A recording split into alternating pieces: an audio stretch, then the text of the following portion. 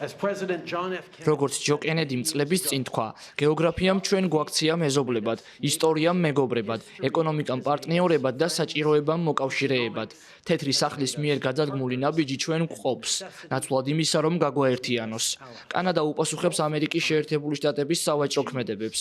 დავაწესებთ 25%-იან ტარიფს 155 მილიარდ დოლარიან ამერიკულ პროდუქციაზე. ეს გულისხმობს დაუყოვნებლივ ტარიფებს 30 მილიარდი დოლარის პროდუქტზე უკვე სამშაბათიდან. 21 დღეში კი 125 მილიარდის ოდენობის ამერიკულ პროდუქტზე. ეს იმიტომ, რომ კანადურმა კომპანიებმა და მიწოდების ჯაჭვმა ალტერნატივები ნახონ. ამასთან დადგა დრო ავირჩიოთ კანადა.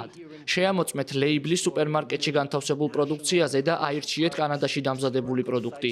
ეს შესაძლოა გულისხმობდეს თქვენი საზაფხულო არდადეგების გეგმებში ცვლილებებსაც, რომ დარჩეთ კანადაში და აღმოაჩინოთ მისი ღირსშესანიშნაობები.